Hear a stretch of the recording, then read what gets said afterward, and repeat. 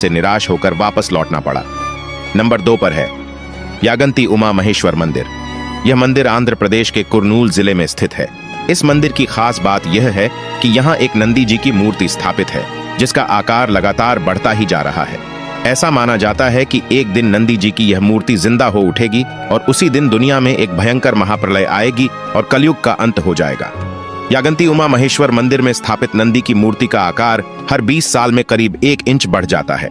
इस रहस्य से पर्दा उठाने के लिए पुरातत्व विभाग ने कई बार यहाँ शोध भी किया। इन शोधों के अनुसार मूर्ति को बनाने में जिस चमत्कारिक पत्थर का इस्तेमाल किया गया है, उसकी प्रकृति बढ़ने वाली है। इसी वजह से मूर्ति का आकार लगातार बढ़ता ही जा रहा है। कहा जाता है कि यागंती उमा महेश्वर मंदिर में आने वाले भक्त पहले नंदी की परिक्रमा आसानी से कर लेते थे, लेकिन लगातार बढ़ते आकार के चलते अब यहाँ परिक्रमा करना संभव नहीं है। विशाल होते नंदी को देखते हुए मंदिर प्रशासन ने वहां से एक पिलर को भी हटा दिया है। इस मंदिर का निर्माण 15वीं शताब्दी में संगमा राजवंश के राजा हरिहर बुक्का ने कराया था। कहा जाता है कि ऋषि अगस्त्य इस स्थान पर भगवान वेंकटेश्वर का मंदिर बनाना चाहते थे, पर मूर्ति की स्थापना के समय मूर्ति के पैर के अंगूठे का नाखून टूट गया था। इस घटना की वजह जानने के लिए ऋषि अगस्त्य ने भगवान शिव की तपस्या की और भगवान शिव के आशीर्वाद से अगस्त्य ऋषि ने उमा महेश्वर में नंदी की स्थापना की थी।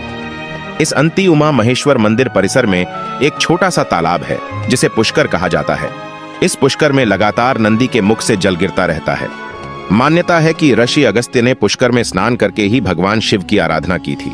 मंदिर परिसर में कभी भी कोई नहीं आते हैं। कहा जाता है कि तपस्या के समय विघ्न डालने की वजह से ऋषि अगस्त्य ने को श्राप दिया था कि अब वह कभी भी मंदिर में नहीं आ सकेंगे। नंबर 3 पर है पाताल भुवनेश्वर गुफा। यह गुफा उत्तराखंड के गंगोली हाट जिला पिथौरागढ़ में स्थित एक रहस्यमय गुफा है। गुफा के भीतर एक अद्वितीय खंबा गड़ा हुआ है, जिसके बारे में कहा जाता है कि यह लगातार बढ़ता जा रहा है। इस खंबे का आकार अभी लगभग 7 इंच का है। मान्यता है कि जिस दिन यह खंबा गुफा की छत से टकराएगा, उसी दिन कलयुग का अंत हो जाएगा और भयानक प्रलय होगा। इस खंबे के अलावा भी यहाँ कई छोटे छोटे खंबे हैं, जिनसे अन्य युगों की कहानियां जुड़ी हुई हैं।